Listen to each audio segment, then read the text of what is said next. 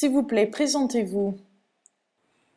Je m'appelle Lilou Massé, j'ai 34 ans, je suis française-américaine.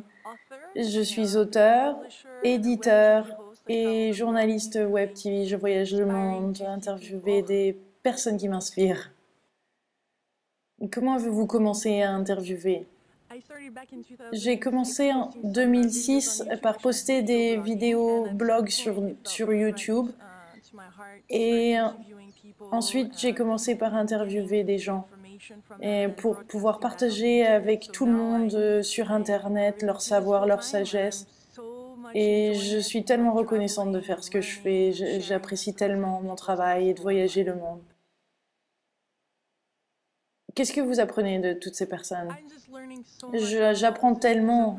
J'ai à peu près interviewé 800 personnes, des auteurs, des best-sellers, des entrepreneurs, des personnes super connues comme James Redfield, Gay Hendricks, Gary Zukav, Neil Donald Walsh, mais aussi des personnes de la vie de tous les jours comme toi et moi. Et ce que j'apprends, c'est que vraiment c'est important de vivre avec un cœur ouvert et de laisser aller toutes les expériences du passé, de laisser aller ces expériences qui nous ont bloqués, de vraiment pouvoir s'exprimer pleinement et être pleinement nous-mêmes pour que nous puissions vraiment vivre cette vie totalement libérée, pleine d'énergie. Et d'après ce que j'apprends, c'est vraiment un voyage du cœur où on apprend une différente sorte d'abondance.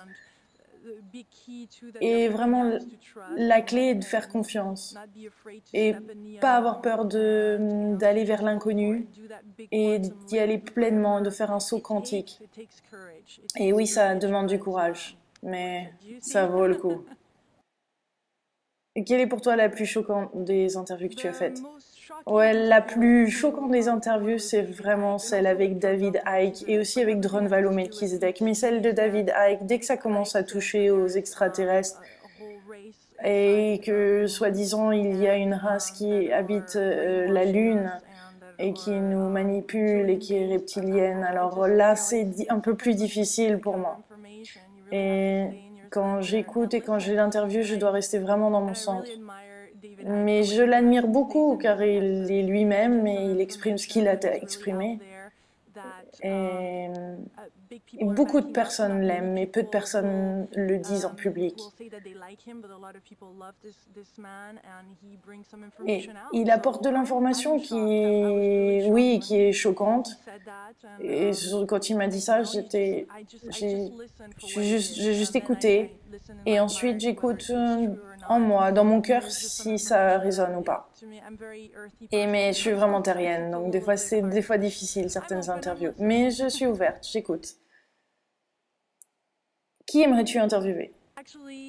En fait, ce qui est vraiment génial, c'est plus ça va, moins je sais, plus je me sens guidée.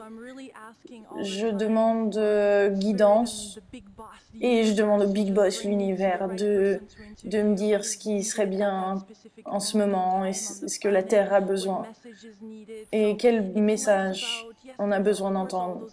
Donc bien sûr, oui, j'aimerais interviewer Oprah Winfrey à Santa Barbara et parce qu'elle est une de mes inspirations et aussi qui d'autre? Desmond Tutu qui est en Afrique du Sud, mais vraiment les personnes comme nous, les personnes ordinaires soi-disant, ça m'intéresse, surtout quand je peux arriver à enregistrer sur vidéo leur passion et leur cœur, parce que pour moi nous sommes ceux qui allons faire ce changement. Donc c'est vraiment très très intéressant d'être en vie en ce moment. Comment prépares-tu une interview? Pour préparer une interview, je regarde pas mal de leurs vidéos et aussi leur site internet. Et j'immerge dans leur monde. Mais j'écris des questions, je les prépare, je les organise et ensuite je mets les questions de côté pour l'interview, pour vraiment être là dans le moment présent avec l'interviewé.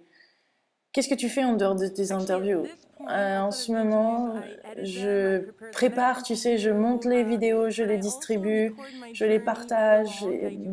Et en plus des interviews, je fais aussi des vidéos blogs pour partager mon ressenti sur les interviews et ce que j'apprends lors de ces voyages. Ça, c'est une chose. Et aussi, j'aime beaucoup partager et d'enregistrer tous mes ressentis sur MP3. J'ai un dictaphone et ensuite je transforme ça en livre. Mon premier livre, qui est aussi traduit en français, J'ai perdu mon job et ça me plaît, a été enregistré comme ça. Donc c'est vraiment dans le moment présent ce que j'ai ressenti, que j'aime partager. Comment choisis-tu tes tenues? Ah, j'adore les couleurs de plus en plus et je choisis des vêtements dans lesquels je me sens bien, que je trouve beaux et en fonction de mon humeur du moment, des personnes que j'interviewe, mais c'est surtout pour moi être dans le flow.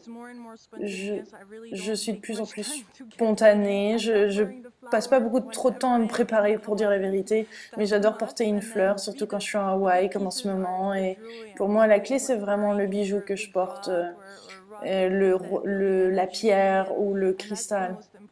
Et ça, c'est le plus important. Ensuite, le reste va autour de ça. Et, et si je ressens la tenue, souvent on m'offre en fait des bijoux et des vêtements. Je suis tellement reconnaissante pour ça.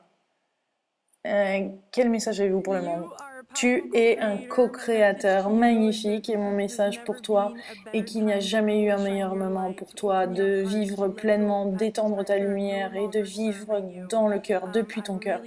Je pense vraiment que c'est un moment parfait en ce moment pour partager, pour se connecter et pour s'encourager les uns les autres à vivre dans l'amour et non pas de la peur.